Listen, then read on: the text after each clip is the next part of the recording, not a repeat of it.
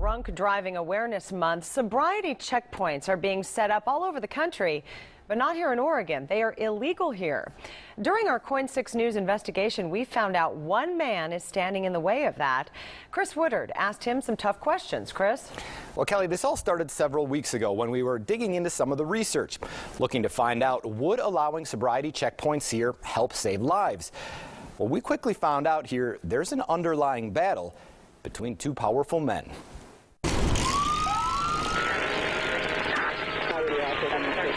This is her nightmare. I was notified at 5 a.m. by a chaplain on the door, at the doorstep, just like you see on TV. A motionless bike lying on the ground. I don't cry as much as I used to, but I cry unexpectedly. Her son, dead, hit by a drunk driver while riding his bike in Portland. Dustin Finney was 28. The last things we said to each other were, "I love you." And it's been 2 years.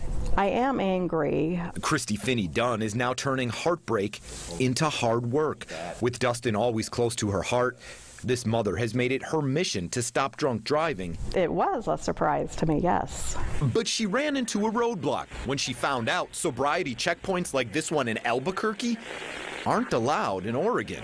I would prefer people be put out for a few minutes than go through the devastation that so many families like mine go through for the rest of their lives. Oregon is one of only 12 states that don't allow checkpoints. I always believe that I can make a difference. That's why I'm here. Senator Rod Monroe wants to get Oregon on board. We don't want to lock people up. We want people to stop drinking and driving and killing people. Just last month, Monroe vowed he would propose the legislation again. He's tried legalizing the checkpoints each of the last 3 legislative sessions. Well, I don't give up easy. His bill has never reached a vote. Why do you think your bill keeps dying here at the state capitol? One guy.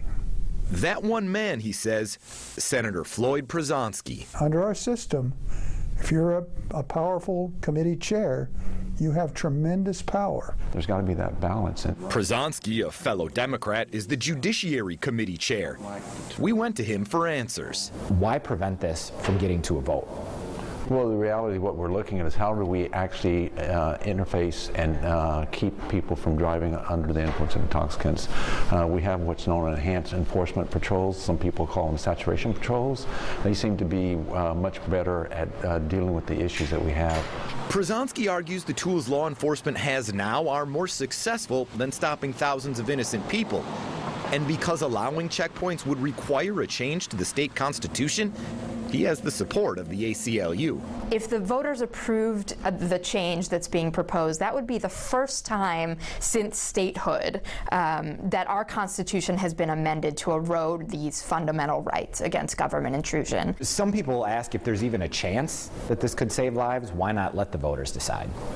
Well, I guess what I would say is that we've already seen studies. There's a study that came out in 2003 called the Green Study. That actually shows that these enhanced patrol, enforcement patrols, or saturation patrols have been as effective, if not more effective. We looked into the numbers in Oregon, and it depends on your definition of effective. Police are arresting less people for DUII, down by more than 4,000 from 2008 to 2012. But DUII deaths are also down from 171 in 2008 to 123 last year. We're doing a sobriety checkpoint tonight there. You had any alcoholic beverages tonight? No. Okay. This is a checkpoint in Ohio.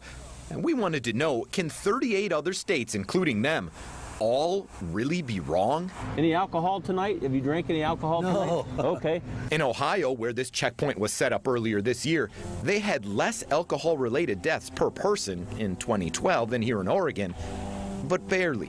A lot of folks think that we just do it for the enforcement aspect of it, but we also do it for the educational portion of it. A study by Centers for Disease Control scientists just last year says publicized sobriety checkpoints do reduce drunk driving. In Oregon, Mothers Against Drunk Driving is pushing legislators to make the change. Once you're a victim, you can't go back. It's done.